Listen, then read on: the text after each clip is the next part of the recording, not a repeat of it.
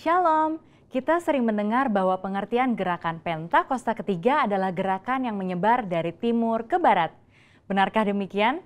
Sebenarnya pengertian ini lahir dari suatu konsep Alkitab yang diucapkan oleh Tuhan Yesus sendiri. Nah, dalam edisi Voice of Pentecost kali ini, kita akan membahas dua alasan untuk kita bisa pahami lebih dalam mengapa dari timur ke barat. Alasan yang pertama secara alkitabiah. Di dalam Alkitab seringkali kita melihat pola yang bungsu menggantikan yang sulung. Seperti Ishak yang meskipun secara jasmani adalah adik dari Ismail, tetapi dia menggantikan posisi Ismail sebagai yang sulung dari rencana keselamatan Allah.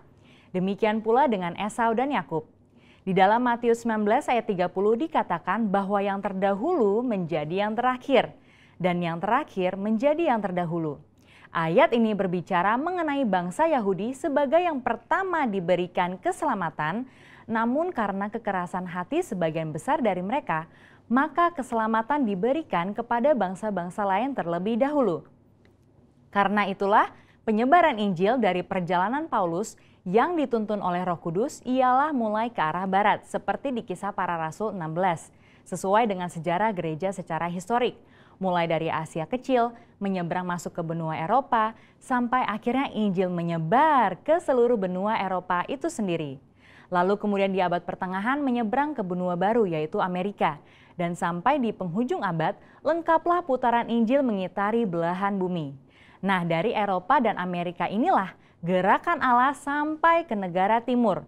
Maka sekarang Pentakosta ketiga akan membawa lawatan Tuhan dimulai dari negara-negara timur, termasuk Indonesia, menuju ke barat dan pada akhirnya kembali ke Yerusalem.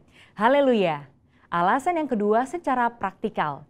Kita tahu pasca Perang Dunia Kedua, negara-negara Asia mengalami pertumbuhan penduduk, kemajuan ekonomi, dan teknologi yang sangat signifikan.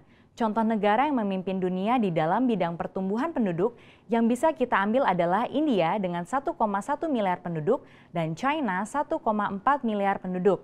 Dan ini sudah melebihi dari sepertiga penduduk dunia. Mereka tidak hanya mulai mendapatkan kemerdekaan secara politik, tetapi terjadinya suatu musim baru di dalam sejarah penyebaran Injil di belahan bumi timur. Berawal dari negara barat mengirimkan misionaris-misionarisnya ke negara Asia seperti Korea Selatan, China, Vietnam, dan Indonesia. Dan mulailah pertumbuhan gereja di negara itu sendiri. Dan hal ini menyebabkan kekristenan di negara timur berkembang dengan luar biasa. Bahkan hari-hari ini justru dari negara-negara timurlah yang mengirim misionarisnya ke barat untuk membawa kehidupan kepada kekristenan yang telah mati di sana. Di dalam kitab Yunus 4 ayat 10-11 dikatakan bahwa Allah sangat mempedulikan nasib kota Niniwe yang berjumlah lebih dari 120.000 orang. Benua Asia sudah mencakup 60% penduduk dunia, sekaligus 60% kekuatan ekonomi dunia. Prinsip yang sama juga berlaku, bagaimana mungkin Tuhan tidak peduli pada keselamatan 60% penduduk dunia. Di dalam Yohanes 2, kita melihat perumpamaan Tuhan Yesus dalam mengubah air menjadi anggur. Di dalam peristiwa itu, kita tahu pemimpin pesta mengatakan bahwa Tuhan menyimpan anggur yang terbaik sampai ke akhir pesta. Inilah juga yang akan terjadi pada akhir zaman. Allah menyiapkan kegerakan rohnya yang terbesar dan terakhir dimulai dari benua timur.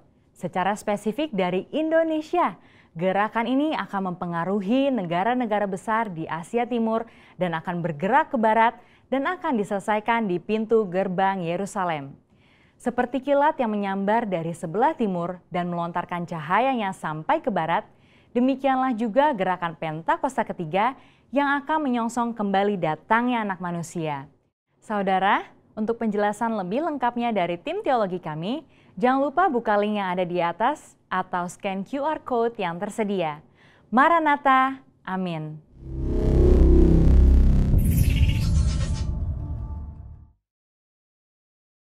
Shalom Bapak Ibu yang diberkati Tuhan pada pagi hari ini. Kita percaya bahwa kasih Tuhan selalu baru buat kita setiap hari. Yang setuju katakan amin. Dan biarlah pagi ini dengan segenap hati kita masuk hadirat Tuhan. Dengan kekuatan yang kita punya, kita datang sama Tuhan, merendahkan hati kita di hadapan Tuhan. Dan biar Tuhan sendiri yang turun memberkati kita, mengurapi kita. Mari kita tundukkan kepala kita di hadapan Tuhan. Bapa di surga, terima kasih, kami bersyukur kepadamu Tuhan. Kami boleh kembali datang di hadapan-Mu, walaupun dalam suasana masih ibadah online ya Tuhan. Tapi kami percaya kuasa Tuhan tidak dibatasi oleh apapun. Dan kami percaya Tuhan hadir atas ibadah kami. Terima kasih Tuhan, kami bersyukur kepadamu. Hanya di dalam nama Tuhan Yesus Kristus. Kita yang diberkati Tuhan sama-sama katakan amin. Mari kita siapkan hati kita untuk memuji Tuhan Bapak Ibu. Berikan tepuk tangan untuk Tuhan Yesus.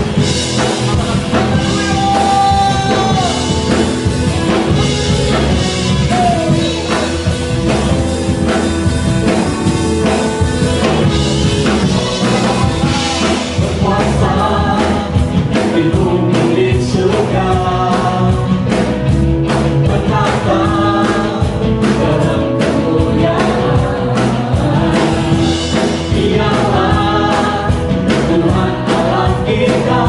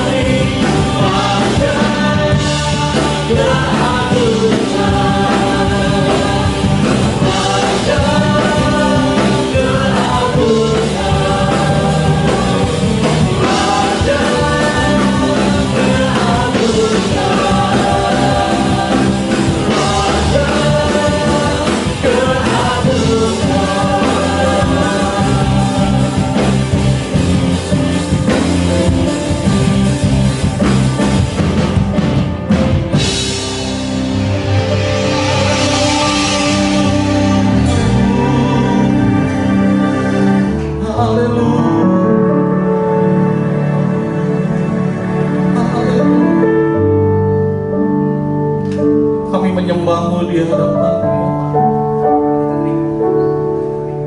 Kami menyembah, hati kami menyembah di hadapan-Mu pagi ini ya Tuhan.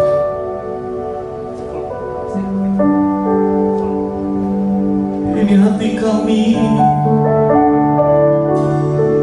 ini jiwa kami. Kami mau menyembah-Mu, kami mau meninggikan,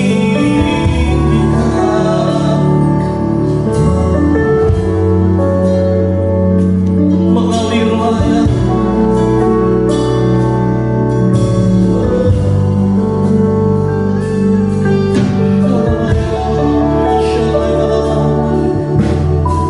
Kami mau lebih lagi ya Tuhan, masuk hadirat-Mu, melengkapi kami ya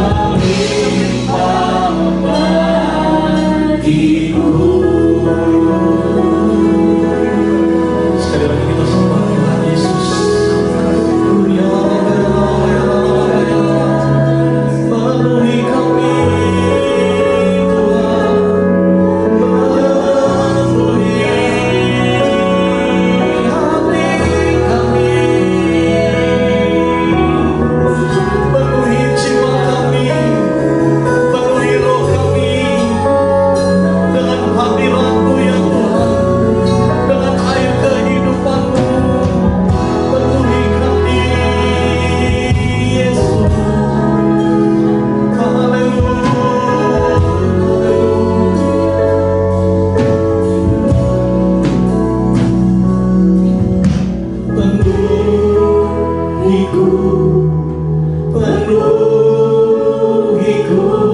dengan hadiratmu.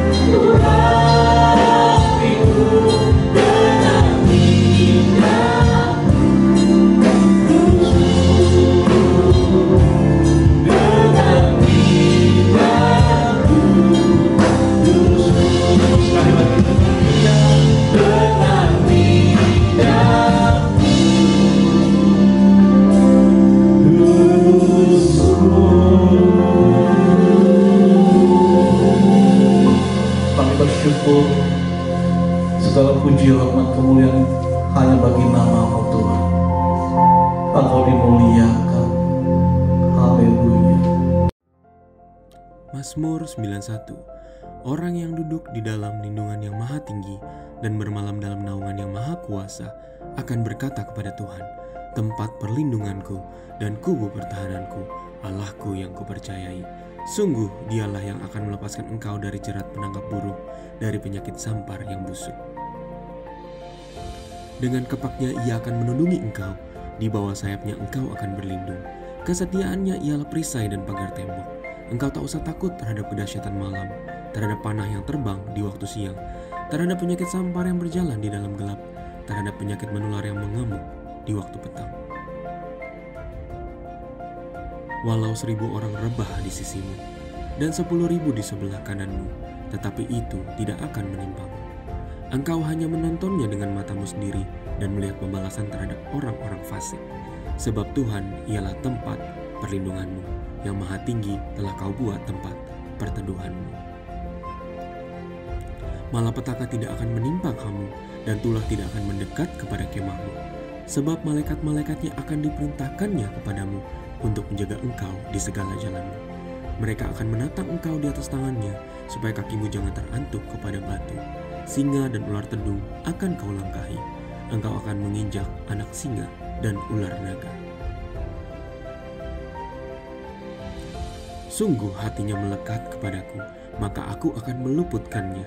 Aku akan membentenginya sebab ia mengenal namaku. Bila ia berseru kepadaku, aku akan menjawab. Aku akan menyertai dia di dalam kesesakan. Aku akan meluputkannya dan memuliakannya. Dengan panjang umur akan kukenyangkan dia, dan akan kuperlihatkan kepadanya keselamatan daripadaku. Amin. Shalom jemaat Tuhan, terima kasih kita sudah bergabung kembali di ibadah online GBV Garden. Pada hari ini kita akan kembali mendengarkan firman Tuhan di pagi hari ini. Sebelum kita mulai, mari kita berdoa. Bapa, di dalam nama Tuhan Yesus, kami bersyukur dan berterima kasih buat hari yang indah ini. Tuhan dapat mengumpulkan kami secara live di YouTube Tuhan.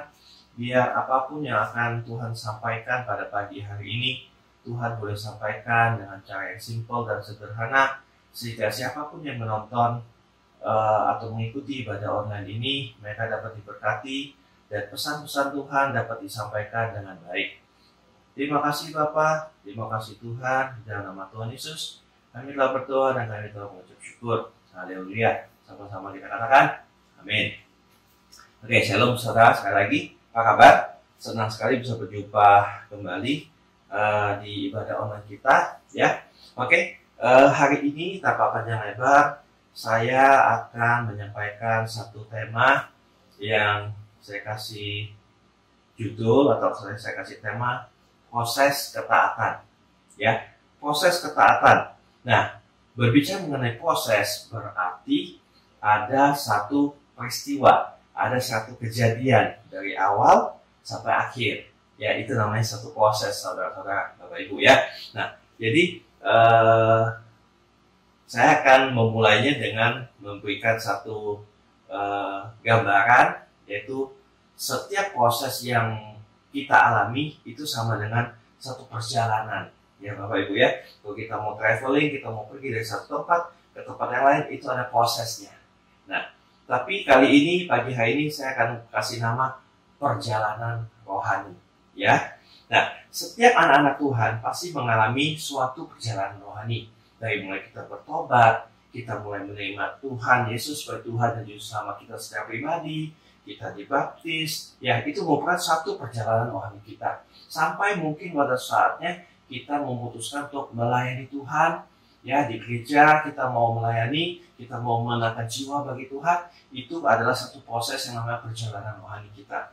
Ya, jadi Bapak Ibu ada rancangan Tuhan dalam setiap perjalanan rohani anak-anak Tuhan, ya.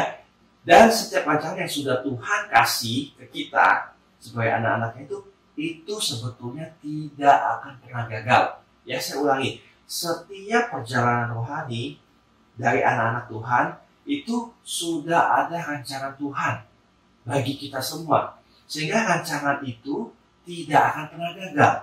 Ya, karena kita harus sepakat dulu di awal pagi hari bahwa rancangan Tuhan terhadap hidup kita sebagai anak-anak Tuhan tidak akan pernah gagal. Oke? Ya. Tuhan selalu ada caranya untuk dapat membawa kita kepada tujuan dan rancangannya yang luar biasa yang indah. Ya, dari begitu banyak tokoh di dalam Alkitab, pagi hari ini saya akan mengajak Bapak Ibu untuk belajar perjalanan rohaninya dari Yunus. Ya, nah, saya memberi tema pagi hari ini adalah proses ketaatan. Jadi proses ketaatan siapa? Proses ketaatan dari Yunus, Bapak Ibu. Ya. Mari kita lihat kisah Yunus di Yunus 1 ayat 1 dan 2, saya baca aja ya. Di mana Yesus diutus Tuhan, Yunus 1 ayat 1 dan 2 ceritanya adalah di mana Yunus diutus Tuhan untuk pergi ke satu kota yang namanya Niniwe. Ya. dia disuruh pergi ke Niniwe untuk memperingatkan akan dosa-dosa dari penduduk di kota Niniwe supaya mereka bertobat, Bapak Ibu, ya.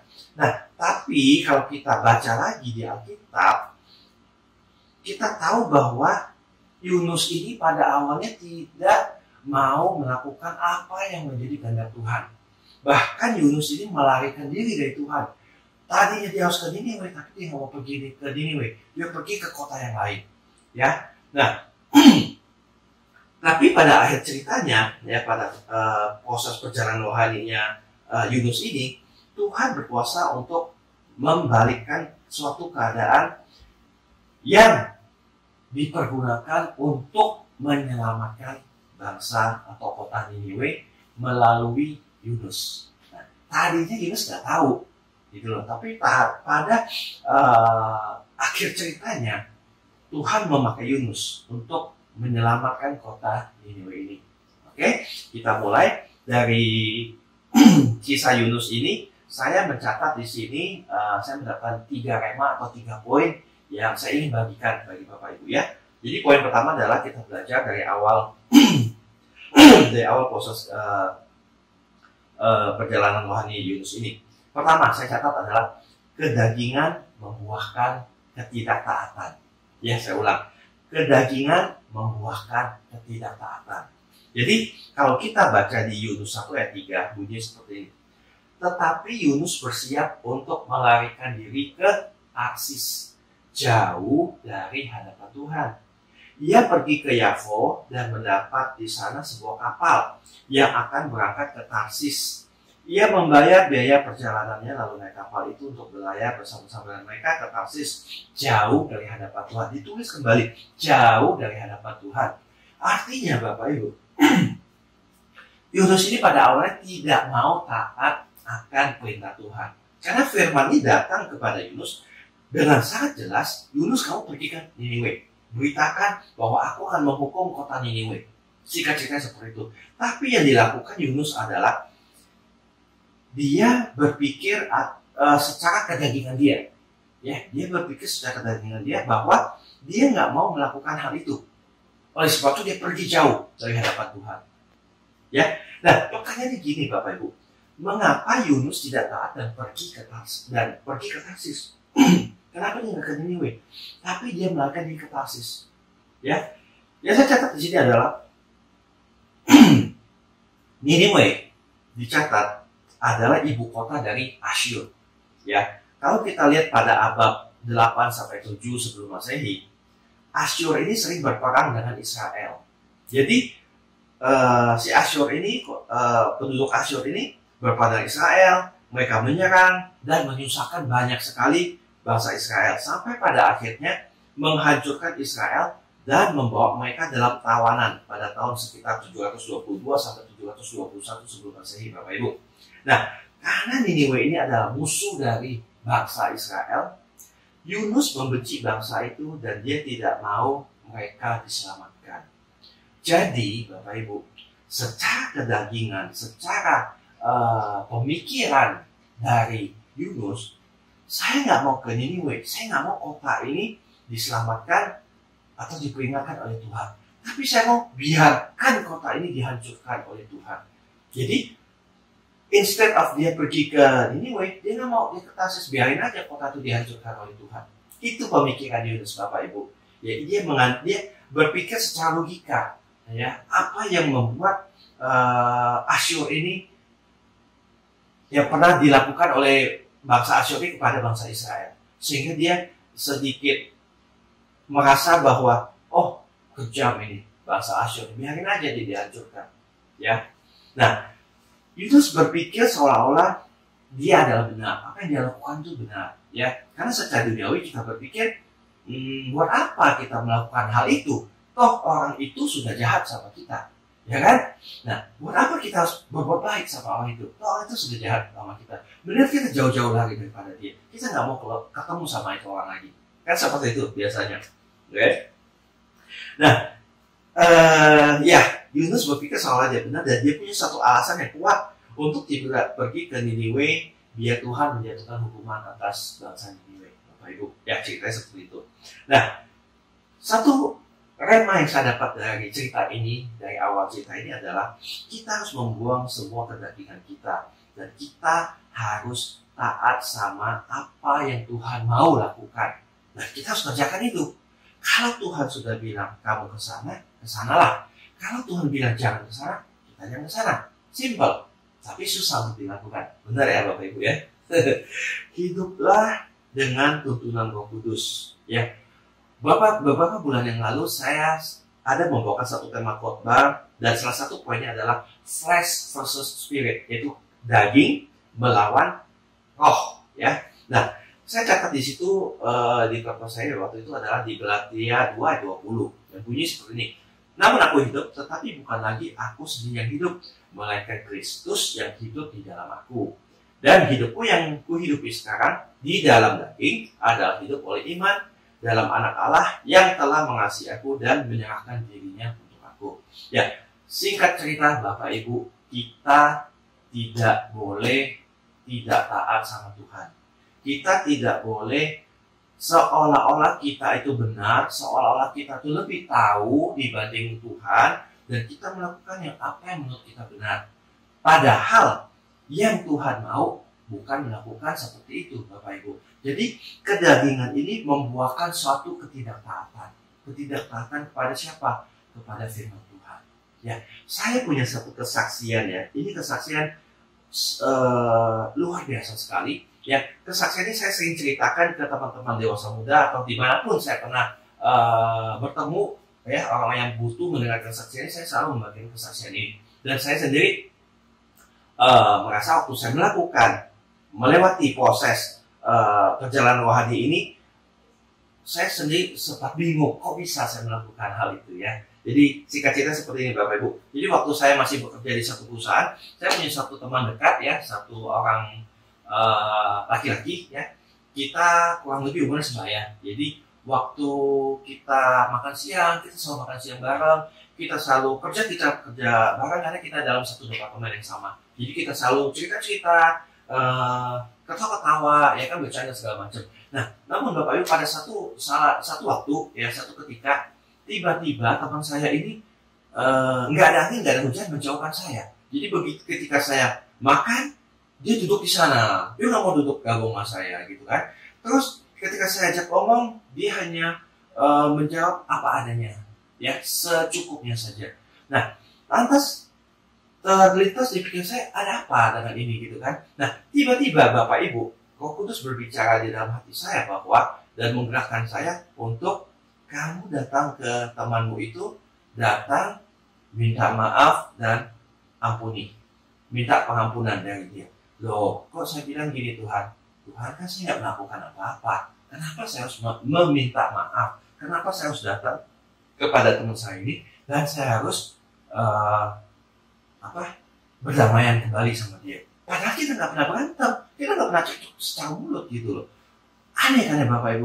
Tapi waktu pemikiran itu saya bilang enggak, saya nggak perlu melakukan itu. Saya benar kok. Dia nggak mau teman sama saya, udah, it's okay, nggak ada masalah gitu. Tapi semakin saya melakukan apa yang menurut saya benar, Bapak Ibu, kedagingan saya mulai berbicara waktu itu. Setiap kali saya berdoa, doa saya itu selalu mentok. Saya tidak bisa pulang masuk ke dalam hadirat Tuhan. Jadi ada satu ganjelan yang memang terus ada di dalam hati saya. Nah, karena kejadian ini semakin hari semakin kuat, saya nggak tahan Bapak Ibu. Dan akhirnya saya panggil teman saya ini, dan kebetulan dia juga anak Tuhan. Ya, saya bilang, ayo kita, yuk ikut saya yuk kalau meeting, kita mau ngobrol bentar gitu kan. Nah, waktu saya mau mulai membuka pembicaraan, saya cuma bilang sama dia, saya mau minta maaf ya kalau saya ada kesalahan. Apapun yang saya pernah lakukan, sengaja nggak sengaja, saya mau minta maaf. Bapak Ibu, dia tercengang dan seolah-olah tidak bisa, nggak ngerti kok saya bisa ngomong hal itu gitu kan. Nah, saya bilang sama dia, saya melakukan ini bukan karena saya tahu saya mesti minta maaf gitu, tapi ada satu tuntunan dari dalam hati saya, ya saya percaya itu tuntunan Roh Kudus, tuntunan Tuhan bahwa saya harus minta pengampunan sama kamu, saya mesti menyelesaikan ini dengan kamu, saya mesti minta maaf gitu. Jadi pokoknya sekali lagi saya minta maaf, apapun yang pernah saya lakukan mungkin nggak berkenan, saya minta maaf. Saya nggak mau doa saya sama Tuhan terhalang, saya mau tetap menikmati hadirat Tuhan. Saya bilang begitu sama dia. Setelah saya melakukan pertemuan itu, Bapak Ibu, singkat cerita, hubungan kita kembali menjadi baik kembali. Kita kembali makan bersama, kita kembali bisa bercanda segala macam seperti dulu lagi. Nah, perhatikan Bapak Ibu, ya yang saya mau saksikan di sini adalah tadinya saya ini seperti Yunus juga. Ya, saya pikir saya nggak salah, saya benar. Buat apa saya melakukan ini? Ini bukan sesuai dengan apa yang saya pikir yang harus saya lakukan. Tapi Bapak Ibu, firman Tuhan waktu datang ke dalam hidup kita, yang menjadi pertanyaannya adalah, engkau mau mengikuti firman itu, engkau mau taat sama firman itu, engkau mau mengikuti tuntunan itu atau tidak? Saya percaya Bapak Ibu, kalau waktu itu saya tetap mengeraskan hati, saya tetap berpikir bahwa saya benar, saya nggak salah, saya nggak perlu minta maaf, mungkin saya nggak bisa menjadi berkat sampai hari ini. Karena setiap kali saya bertemu orang-orang yang dilukai oleh orang lain, saya selalu membagikan kesaksian ini kepada mereka. Dan puji Tuhan, saya bisa menjadi berkat bagi mereka. Nah, bayangkan kalau waktu itu saya tidak melakukan kehendak Tuhan, saya tidak mengikuti apa yang Tuhan mau, saya mementingkan kedagingan saya, ya kan? Saya tidak mau taat, kedagingan ini membuahkan ketidakketaatan dalam hidup saya. Maka saya mungkin tidak bisa berdiri di hadapan Bapak Ibu seperti hari ini. Ya kan? Saya percaya rencana Tuhan itu pasti terjadi atas hidup kita. Tapi waktu kita meresponnya dengan tidak benar, rencana Tuhan itu akan tertunda. Ya, seperti bangsa Israel, muter-muter di padang gurun. Kenapa? Yaitu bersungut-sungut, tidak taat, tidak percaya, ya, mementingkan kedagingan mereka. Dia mau hidup nyaman, hidup enak, ya kan? Padahal mereka dipelihara selama 40 tahun. Ya, jadi Bapak Ibu, satu contoh yang sangat sederhana seperti itu. Ya, kedagingan ini membuahkan ketidaktaatan. Jadi daging ini harus kita kalahkan supaya kita bisa taat sama Tuhan. Kita bisa dengar-dengar sama Tuhan. Oke? Tema kedua yang saya catat, poin kedua yang saya catat di sini adalah ketidaktaatan ini menciptakan badai. Wah, luar biasa ya badai. Nah, sebagai orang percaya, kita harus hidup sesuai dengan firman Tuhan dan menjadi dampak bagi orang di sekitar kita. Bukan sebaliknya, malah menjadi batu sandungan bagi mereka. Kita anak-anak Tuhan, kita selalu disorot, kita selalu dilihat oleh orang di sekitar kita. Maka kita harus menjadi berkat, bukan batu sandungan. Nah, maksudnya apa di sini? Ketidaktaatan menciptakan badai. Oke, kita balik lagi dalam kisah Yunus. Di dalam kisah Yunus, ketidaktaatan Yunus mengakibatkan orang-orang yang dekat dengan dia hampir mati, Bapak Ibu. Karena ada angin ribut. Kita lihat di Yunus 1 ayat 4. Tetapi Tuhan menurunkan angin ribut ke laut, lalu terjadi badai besar. Ya, sehingga kapal itu hampir terpukul hancur. Jadi kapal itu udah mau hancur karena badai ini. Badai ini diciptakan oleh siapa? Oleh ketidaktaatan Yunus. Yunus tidak taat, nggak mau ikut arahan Tuhan untuk ke Niniwe. Dia pergi naik ke kapal ke tempat yang lain. Akhirnya Tuhan marah, ya, Tuhan buat badai. Nah, Bapak Ibu, sadar nggak sih? Terkadang ya, badai yang muncul dalam hidup kita ini seringkali terjadi dan disebabkan oleh ketidaktaatan kita. Ketidaktaatan kita terhadap apa? Atas firman Tuhan, atas perintah Tuhan, atas kehendak Tuhan, atas tuntunan Tuhan. Seringkali kita menghindar atau kita menjauh dari tuntunan Tuhan. Kenapa? Karena kita berpikir bahwa itu yang terbaik buat kita. Kita berpikir emang itu yang kita harus lakukan. Itu adalah benar kalau kita lakukan seperti itu. Ternyata enggak, Bapak Ibu. Dengan kita tidak taat, kita menciptakan badai dalam kehidupan kita. Bisa aja badai rumah tangga, ya kan, berantem suami dan istri. Bisa saja terjadi yang namanya badai ekonomi, pekerjaan kita. Seolah-olah kita bekerja keras, tapi kita tidak menghasilkan apa-apa. Seperti ada kantong yang bocor, setiap bulan selalu keluar uang terus. Duitnya nggak tahu kemana-mana. Ya, itu adalah badai. Oke, badai apa yang sedang kita hadapi saat ini, Bapak Ibu? Ya, mari kita mulai belajar untuk taat sama firman Tuhan. Taat sama tuntunan Tuhan melalui Roh Kudus, Bapak Ibu. Ya, selalu ada jalan keluar di dalam Tuhan. Itu adalah janji Tuhan. Ya, 1 Korintus 10:13 bunyi seperti ini. Pencobaan-pencobaan yang kamu alami ialah pencobaan-pencobaan biasa yang tidak melebihi kekuatan manusia. Sebab Allah setia dan karena itu Ia tidak akan membiarkan kamu dicobai melampaui kekuatanmu. Pada waktu kamu dicobai, Ia akan memberikan kepadamu jalan keluar sehingga kamu dapat menanggungnya. Ya, jadi Bapak Ibu, badai apa yang Bapak Ibu sedang alami hari-hari ini? Coba introspeksi diri. Apakah ada satu tuntunan Tuhan yang Bapak Ibu nggak lakukan? Apakah ada ketidaktaatan yang Bapak Ibu lakukan sehingga terjadilah badai dalam rumah tangga, terjadilah badai dalam kehidupan? Badainya nggak berhenti, makin lama makin gede badainya. Ya, saya nggak tahu Bapak Ibu punya pergumulan seperti apa, tapi saya percaya satu hal, melalui kisah Yunus ini, ketidaktaatan Yunus ini mendatangkan badai. Ya, jadi Bapak Ibu mesti tanya, mesti merenungkan apa yang ketidaktaatan apa yang saya lakukan sehingga Tuhan mengirimkan badai dalam kehidupan saya. Oke? Tapi setiap badai selalu ada jalan keluar. Itu janji Tuhan. Karena Tuhan tidak akan memberikan yang melampaui kekuatan kita. Itu firman Tuhan, Bapak Ibu. Ya. Ya, poin ketiga yang saya catat di sini adalah sadar, bertobat, dan rencana Tuhan tergenapi. Ya, kita lihat lagi di Yunus 2 ayat 1 dan 2.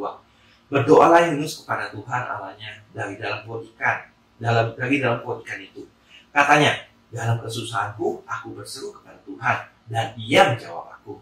Dari tengah-tengah dunia orang mati aku berteriak dan kudengarkan suaraku. Bapak Ibu bisa baca, ya, di Alkitab kita pasti sama ceritanya. Waktu badai terjadi, ya, orang-orang di dalam kapal itu ribut, Bapak Ibu. Ribut, ada apa nih? Ternyata setelah dicari-cari tahu, ternyata dalam tanda kutip biang keroknya adalah Yunus. Ya kan? Nah, Yunus bilang apa? Kamu harus lemparkan aku ke lautan ini. Nanti setelah kamu lemparkan aku ke dalam lautan ini, badai akan reda. Kalian akan selamat. Gak apa-apa, kalian lemparkan saja aku. Nah, tiba-tiba Yunus dimakan oleh satu ikan besar, ya. Saya nggak tahu apakah itu ikan paus, ikan hiu, atau ikan apa. Apapun itu, Alkitab tidak mencatat itu ikan apa. Tapi Alkitab mencatat suatu ikan yang besar. Ya. Jadi Yunus dimakan oleh ikan itu, dan Yunus berada di dalam perut ikan itu selama 3 hari. Nah, Bapak Ibu bayangkan, di dalam perut ikan itu menggambarkan satu keadaan yang tersiksa, satu keadaan yang nggak nyaman, satu keadaan mungkin istilah kata dia udah nggak mau nafas pun susah karena di dalam perut ikan. Jadi seperti orang sesak nafas, gitu Bapak Ibu selama 3 hari. Tersiksa pasti. Nah, tapi lihat apa yang Yunus lakukan. Yunus sadar, Bapak Ibu. Dia sadar, dia bertobat, dan dia berdoa di dalam perut ikan itu. Nah, Bapak Ibu, saya ada tulis satu statement seperti ini ya. Seringkali sifat manusiawi kita adalah kepentok baru sadar dan bertobat. Ya Pak ya, Bapak Ibu, ya sudah kepentok baru sadar dan bertobat. Oke? Nah, seperti Yunus yang juga akhirnya sadar bahwa rancangan Tuhan adalah yang terbaik. Oke? Belajar untuk selalu tertanam dalam hati kita bahwa, nah ini sesuai dengan khotbah saya bulan lalu lagi. Not my will, but yours be done. Artinya apa Bapak Ibu? Bukan kehendakku yang terjadi, tapi kehendak Tuhan yang terjadi. Ya, jadi kita harus belajar betul-betul kalau kita mengalami badai ini, kita harus tahu, oh kita harus sadar, langsung sadar. Ada sesuatu yang salah nih dalam hidup saya. Oke, waktu kita sudah sadar, kita mulai minta ampun sama Tuhan. Kita doa, bertobat, minta ampun sama Tuhan. Dan Bapak Ibu percaya saja, Tuhan pasti akan menggenapi rencananya di dalam kehidupan kita. Waktu kita mulai sadar, kita mulai bertobat. Ya, nah, jadi dari awal Yunus taat. Jika dari awalnya Yunus taat dan ikuti rencana Tuhan atau tuntunan Tuhan untuk ke Niniwe dan memberitakan kabar baik agar penduduk Niniwe ini bisa bertobat, tentu saja Bapak Ibu, Yunus tidak perlu mengalami peristiwa yang tidak menyenangkan ini, peristiwa badai, ya. dan dia harus masuk dalam kondisi yang tidak enak, masuk dalam perut ikan selama 3 hari. Jadi Bapak Ibu, pagi hari ini kita harus sadar kalau kita mengalami banyak sekali badai, banyak sekali pergumulan dalam hidup kita, kita harus sadar. Kita harus mulai bertobat. Ya, apa yang tidak, yang Tuhan suruh, yang Tuhan, apa yang Tuhan mau kita lakukan, tidak kita lakukan. Mungkin sangat simpel Bapak Ibu. Kalau saya dalam khotbah saya, Bapak Ibu bisa melihat, saya selalu menitik beratkan setiap hari harus ada saat teduh. Setiap hari harus ada pembacaan firman Tuhan. Baca Alkitab Bapak Ibu. Nah, mungkin sesimpel, mungkin Bapak Ibu pagi hari ini Tuhan berbicara melewati saya. Apakah Bapak Ibu sudah membaca firman Tuhan hari ini? Apakah Bapak Ibu sudah membaca Alkitab hari ini? Jika Bapak Ibu belum, mungkin ini yang Tuhan mau Bapak Ibu mulai lakukan. Mulai sadar bahwa firman Tuhan ini penting. Firman Tuhan ini sangat berkuasa. Ya Bapak Ibu. Oke. Nah, ini ada slide tambahan sebetulnya karena waktunya masih cukup. Oke, saya akan menyambungkan slide tambahan ini ya. Jadi gini Bapak Ibu, bulan lalu juga ya kita mendengar pesan dari Gembala Sinar kita Pak Niko. Ya, Pak Niko mengingatkan bulan lalu untuk kita sebagai anak Tuhan di dalam Kolose 3 ayat 1 dan 4 bunyi seperti ini. Karena itu, kalau kamu dibangkitkan bersama dengan Kristus, carilah perkara yang di atas. Di mana Kristus ada duduk di sebelah kanan Allah. Pikirkanlah perkara yang di atas, bukan yang di bumi. Sebab kamu telah mati dan hidupmu tersembunyi bersama dengan Kristus di dalam Allah. Apabila Kristus yang adalah hidup kita menyatakan diri kelak, kamu pun akan menyatakan diri bersama dengan Dia dalam kemuliaan. Jadi poin yang saya mau bagikan di sini adalah memikirkan dan mencari perkara yang di atas, Bapak Ibu. Jadi mungkin selama ini berhubungan dengan poin saya yang sebelumnya, sadar bertobat akan rencana dan rencana Tuhan akan tergenapi. Mungkin selama ini kita terlalu sibuk Bapak Ibu. Kita terlalu sibuk dengan pekerjaan kita terlalu sibuk untuk mencari penghasilan. Bahkan saking sibuknya kita sudah mulai angot-angotan sama Tuhan. Mungkin bahkan terlalu sibuknya kita sudah tidak mau tahu lagi akan kehendak Tuhan. Kita sudah tidak mau tahu lagi akan gereja Tuhan. Kita tidak mau lagi yang namanya baca firman Tuhan. Kita nggak mau tahu lagi akan memikirkan, oke, nanti setelah pandemi ini kita mesti bagaimana? Gereja Tuhan mesti bagaimana? Apa harus kita lakukan? Apa yang bisa saya bagikan bagi gereja Tuhan? Kita sudah tidak lagi memikirkan hal-hal yang di atas, Bapak Ibu. Jadi pagi hari ini kalau Bapak Ibu dengar firman Tuhan hari ini dan Roh Kudus berbicara dengan sangat jelas pagi hari ini bahwa Bapak Ibu harus bertobat, segera bertobat. Karena kalau nggak bertobat akan terjadi sangat banyak sekali badai. Ini Bapak Ibu.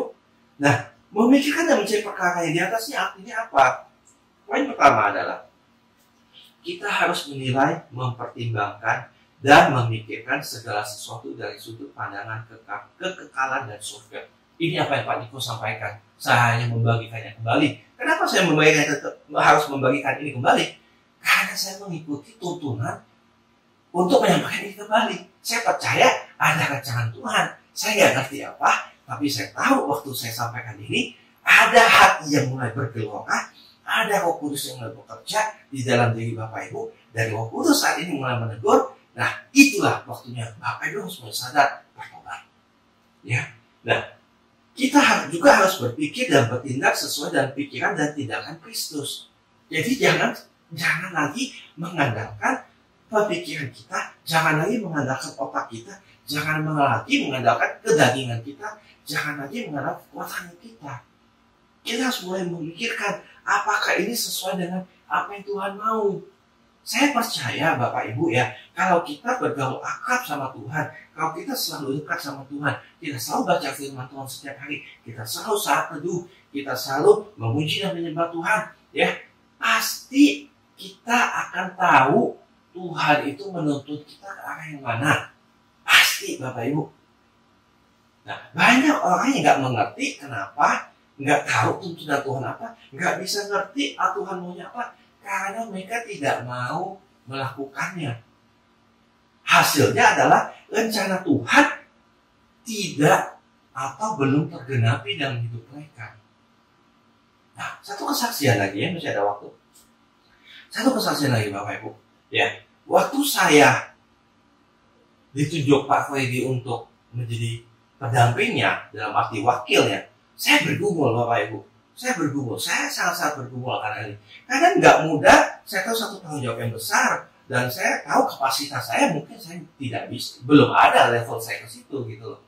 Tapi Bapak Ibu, semakin saya bergumul, pada satu saat, satu waktu, satu ibadah, mungkin saya pernah saksikannya. Satu hamba Tuhan hanya bilang begini, kenapa Tuhan Yesus memilih perahu Simon Petrus? Waktu hamba Tuhan ngomong seperti itu, saya tuh tepat berada di depan dia, dan saya duduk di belakang. Waktu saya lagi berdoa meminta konfirmasi Tuhan akan hal ini, itu firman tuh set gitu langsung ke hadapan saya. Nah, waktu firman itu sudah bilang, Tuhan kenapa memilih perahu Simon Petrus padahal di situ ada banyak perahu? Sama kata Tuhan, saya pilih kamu, tapi saya nggak mau pilih yang lain, tapi saya mau pilih yang kamu. Sekarang kamu mau taat atau enggak? Oh, saya angkat tangan setelah itu Bapak Ibu. Saya angkat tangan. Karena firman itu begitu keras, firman itu begitu nyata, dan saya alami firman itu. Akhirnya apa? Oke Pak, saya siap. Dengan segala konsekuensi yang akan saya hadapi. Karena saya tahu, waktu saya mengikuti apa yang Tuhan mau, Tuhan memperlengkapi. Ya, Tuhan memperlengkapi setiap saat. Selalu ada pertolongan Tuhan. Selalu ada pertolongan Tuhan. Ya, tidak mudah Bapak Ibu dalam mengikuti apa yang menjadi tuntunan Tuhan. Tapi waktu kita bergantung sama Tuhan, ada pertolongan Tuhan. Ada damai sejahtera Tuhan. Ada kasih karunia Tuhan yang menyertai kita. Selalu. Ya. Oke Bapak Ibu, yang pagi hari ini kita belajar mengenai proses ketaatan. Proses berbicara suatu perjalanan. Ada awal, pertengahan, sampai akhir. Mungkin saat ini saya belum bisa membagikan kisah hidup saya. Proses ketaatan saya seperti apa. Karena hidup saya belum berakhir Bapak Ibu. Ya kan? Masih panjang. Saya nggak tahu sampai kapan. Tapi saya selalu mengikuti apa aja. Ya Tuhan mau saya ikutin aja. Nah, ada perjalanan rohani. Setiap kita mempunyai perjalanan rohani. Nah, sekarang tiba-tiba saya teringat satu hal begini Bapak Ibu. Sudah berapa lama Bapak Ibu menjadi anak-anak Tuhan? Atau singkat katanya, sudah berapa lama Bapak Ibu menjadi jemaat Tuhan yang setia? Oke, jawab ya Bapak Ibu ya. Setelah Bapak Ibu jawab, saya mau menanya pertanyaan kedua. Apakah Bapak Ibu tetap mau seperti ini saja menjadi jemaat yang setia? Atau Bapak Ibu mau melangkah lebih tinggi lagi dan Bapak Ibu ikut dalam masuk melayani Tuhan bersama-sama di gereja ini? Wow, Bapak Ibu jawab. Ya, jika pertanyaan ini tidak ada ya di slide ini, tiba-tiba aja muncul satu doa yang saya sampaikan. Nah, kalau Bapak Ibu merasakan, wah bergelora di dalam sini, hubungi Pak Freddy. Pak, saya mau melayani Tuhan. Apapun yang bisa saya lakukan, saya mau melayani Tuhan. Bapak Ibu, di masa-masa pandemi ini, ya kita semua perlu saling menopang satu sama dengan yang lainnya. Ya, doakan Bapak Ibu, gereja kita akan mulai mengadakan ibadah offline. Kita akan bertemu kembali. Tapi kita sedang menyusun segala sesuatunya. Kita perlu sumber daya manusia, kita perlu orang-orang yang mau melayani Tuhan dengan all out, kita perlu orang-orang yang mau bayar harga bersama dengan Tuhan, kita mau orang-orang yang mau mati-matian, gila-gilaan dan habis-habisan bersama dengan Tuhan. Kalau itu yang Bapak Ibu rasakan, hubungi Pak Freddy. Hubungi saya juga boleh. Ya, nanti kita akan berdiskusi, kita akan sama-sama melayani Tuhan. Tentunya tidak segampang itu. Oh, Bapak Ibu, saya kasih posisi ini, kalian akan jadi. Belum Bapak Ibu. Kita mulai melewati proses demi proses. Ya, ada prosedurnya. Ikuti saja. Jika Roh Kudus bicara ini dan Bapak Ibu merasa bergelora, segera lakukan itu. Jangan tunda lagi. Karena ini adalah pesan yang Tuhan mau sampaikan buat Bapak Ibu. Ya, oke. Perjalanan rohani ya. Terus poin pertama adalah kedagingan membuahkan ketidaktaatan. Jadi jangan membuat kedagingan ini semakin hari semakin enak, semakin senang, semakin kita lupa akan Tuhan. Akhirnya yang ada kita membuahkan sesuatu ketidaktaatan atas firman Tuhan, atas kehendak Tuhan, atau tuntunan Tuhan. Ya, Yunus ya disuruh ke Niniwe, tapi dia nggak mau ke Niniwe, dia ke Tarsis. Dia pikir Tarsis itu layak dihukum karena dia sudah jahat sama bangsa Israel, dia menindas bangsa Israel. Ya, jadi jangan berpikir menggunakan kedagingan kita, tapi lihatlah, kata Pak Niko, lihatlah segala sesuatu dari sudut pandangnya Tuhan Yesus. Kedua, ketidaktaatan kita akan menciptakan badai. Badai apa? Badai rumah tangga, pekerjaan, ekonomi, segala macam. Ya, kalau kita mulai kata, pasti ada aja Tuhan goncang-goncangkan. Ya, seperti Yunus waktu di kapal digoncangkan dengan badai. Ya, Bapak Ibu, saya nggak mau panjang lebar aja. Ya, saya pasti tahu Bapak Ibu sudah tangkap ya yang Kudus mau ngomong pagi ini apa. Dan poin terakhir adalah sadar, bertobat, rencana Tuhan pasti akan tergenapi. Jadi kalau Bapak Ibu pagi hari ini meresponi apa yang Tuhan sudah sampaikan melalui saya, ayo Bapak Ibu ambil langkah iman, bertindak. Ya, Bapak Ibu boleh mendengarkan firman Tuhan terus setiap bulan, setiap minggu, bahkan setiap hari. Tapi kalau tidak ada tindakan real, ya Bapak Ibu mulai melangkah next step, ya melayani Tuhan, mungkin ke step yang berikutnya, rencana Tuhan tidak akan tergenapi dan akan tertunda terus. Tapi waktu Bapak Ibu mulai mengambil satu tindakan iman, mulai memberanikan diri, ikut tuntunan Tuhan, saya merasa saya bisa membantu pelayanan di dalam bidang ini, Pak. Oke, bantu dengan all out. Nantikan saatnya Bapak Ibu. Bapak Ibu akan menulis atau melukis satu proses perjalanan rohani bersama Tuhan yang indah. Ya. Sampai satu saatnya nanti kita akan melihat bahwa oh, si ini telah menyelesaikan pertandingannya dengan baik karena Tuhan. Ya.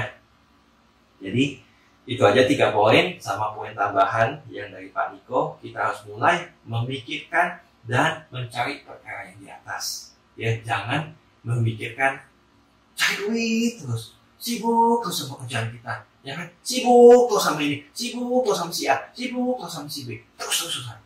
Akhirnya kita nggak memikirkan apa yang harus kita lakukan buat kerajaan Tuhan. Ingat Bapak Ibu, sebelum Tuhan amanat agung dari Tuhan Yesus apa? Jadikan segala bangsa muridku. Kalau bukan melalui kita, kalau bukan melalui anak-anak Tuhan, siapa yang bisa memberitakan firman Tuhan? Siapa yang bisa memberitakan kabar baik ini? Mari bergabung bersama-sama. Kita melayani Tuhan, kita memberitakan kabar baik Tuhan Yesus, supaya banyak orang diselamatkan. Oke, Bapak Ibu, ya, saya akan menutup khotbah ini. Sebelum saya tutup, seperti biasa saya akan berdoa, ya Bapak Ibu. Terima kasih Tuhan buat pagi hari ini, Tuhan luar biasa. Kami percaya Tuhan bukan satu kebetulan apapun yang kami dengar ini, Tuhan ingin sampaikan kepada setiap anak-anak-Mu Tuhan. Hamba-Mu selesai berbicara Tuhan, tapi hamba-Mu sangat percaya Tuhan. Roh Kudus yang akan melanjutkan dari firman Tuhan ini. Dan hamba-Mu sangat percaya Tuhan. Firman ini jatuh dan tumbuh di tanah hati yang subur.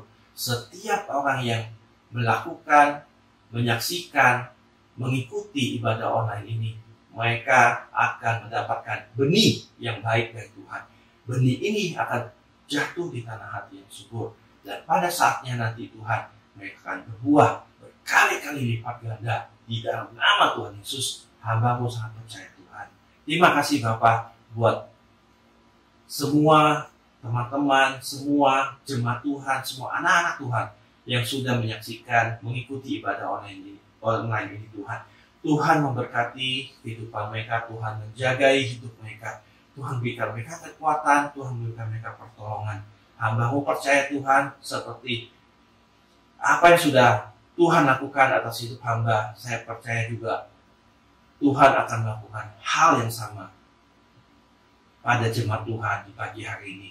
Terima kasih Tuhan, dan berkat Tuhan tercurah berlimpah-limpah atas semua jemaat Tuhan di pagi hari ini. Terima kasih Tuhan Yesus, terima kasih Bapa, dan juga Tuhan, kalau kami berencana untuk melakukan ibadah secara offline Tuhan, Tuhan yang memberkati, Tuhan yang menyediakan segala sesuatunya, Tuhan yang memberikan yang terbaik, Tuhan yang menuntun kami, apa yang harus kami lakukan dan kami kerjakan Tuhan. Biar semuanya memuliakan nama-Mu, bukan untuk mencari kemuliaan atas nama kami sendiri Tuhan, tapi biar nama Tuhan dimuliakan melalui ibadah offline yang akan segera kami lakukan Tuhan. Terima kasih Tuhan Yesus, terima kasih Bapa. Di dalam nama Tuhan Yesus kami telah berdoa, kami telah mengucap syukur. Haleluya, yang sudah percaya, sudah mengerti bahwa Tuhan sudah memulihkan hidup Bapak Ibu saat ini. Sama-sama kita katakan amin. Tuhan Yesus memberkati. Selamat hari Minggu. Shalom.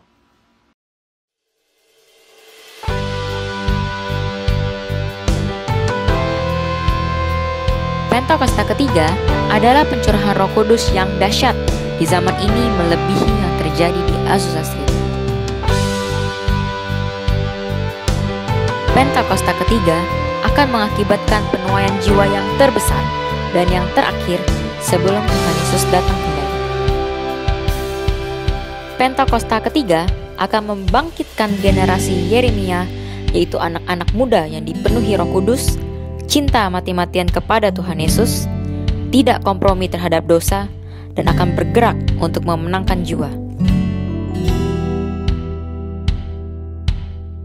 Pentakosta ketiga lahir di Indonesia dan bergerak ke bangsa-bangsa. Gerakan ini dari timur ke barat dan akan kembali ke Yerusalem.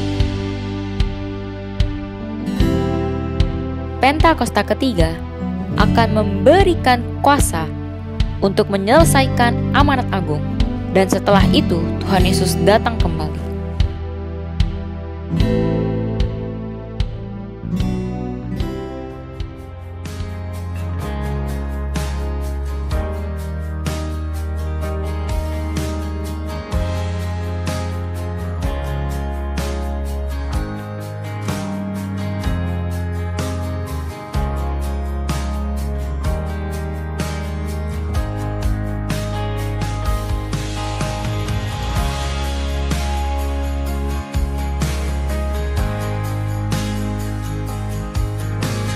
Mari kita satukan hati di dalam doa syafaat. Ya Allah Bapa, Tuhan kami Yesus Kristus yang berkata dalam kerajaan surga, sungguh kami bersyukur kepada-Mu ya Tuhan buat pagi hari ini ya Bapa. Kalau kami masih boleh berkumpul bersatu hati di dalam ibadah pada pagi hari ini ya Bapa. Walaupun kami secara online Tuhan, aku percaya Bapa dengan kuasa-Mu tidak terbatas oleh waktu dan tempat Tuhan. Terima kasih buat kebenaran firman-Mu pada pagi hari ini ya Tuhan. Buat hamba-Mu sudah menyampaikan Tuhan untuk terus kami Tuhan lebih lagi masuk dalam hadirat-Mu ya Tuhan. Terima kasih buat firman itu tertanam kuat dalam loh hati kami ya Bapa, pribadi lepas pribadi Tuhan yang sudah boleh kami dengar pada pagi hari ini Tuhan, walaupun secara online ya Bapa. Terima kasih ya Bapa. Kami juga berdoa Tuhan buat kepala sidang kami Bapak Dr. Insinyur Niko Notora Hardo beserta keempat wakilnya Tuhan. Terus Engkau pakai Tuhan, Engkau singkapkan isi hati-Mu Tuhan yang lebih lagi Tuhan buat para pemimpin kami ini Tuhan dalam Pentakosta yang ketiga ini ya Tuhan Yesus. Terima kasih ya Bapa. Kami juga bawa Tuhan doa untuk gembala kami Pak Fedi Halim serta wakilnya Tuhan. Kau sertai, Kau jagai mereka ya Tuhan Yesus dalam menggalakkan kami Tuhan di GPI Gen Garden ini Tuhan semakin hari semakin berkenan ya Bapa. Terima kasih ya Bapa buat bangsa dan negara kami Indonesia ya Tuhan. Aku percaya Tuhan tangan-Mu masih ada rencana untuk bangsa dan negara kami Tuhan. Kau berkati Presiden Bapak Presiden Joko Widodo bersama wakilnya Tuhan, aparat keamanan ya Tuhan Yesus, juga dalam menangani pandemi yang saat ini masih ada ini Tuhan. Aku percaya Tuhan kasih setia-Mu tak pernah meninggalkan kami ya Bapak. Terima kasih ya Bapak buat kami semua sudah boleh melayani Tuhan, terutama untuk WL, pemusik semuanya Kau berkati berlimpah-limpah ya Tuhan. Juga Tuhan untuk persembahan yang boleh kami berikan ya Tuhan Yesus, itu semua karena kemurahan-Mu ya Tuhan. Kau berkati, Kau kembalikan berlipat-lipat kali ganda ya Bapak. Terima kasih ya Bapak. Ini yang menjadi doa-doa kami Tuhan, dan kami siap menerima berkat yang daripada-Mu Tuhan. Mari kita akhiri ibadah ini, kita angkat kedua tangan kita tinggi-tinggi. Saudara-saudara terkasih dalam Kristus, terimalah berkat dari Allah Bapa, kasih, damai sejahtera, sukacita dari Tuhan Yesus Kristus, kekuatan, penghiburan, dan pertolongan daripada Allah Roh Kudus terus menyertai kita semua, mulai dari saat ini sampai Maranatha Tuhan Yesus Kristus menjemput kita di awan permai, bahkan sampai hidup kekal selama-lamanya. Yang percaya sama-sama katakan Amin. Tuhan Yesus memberkati.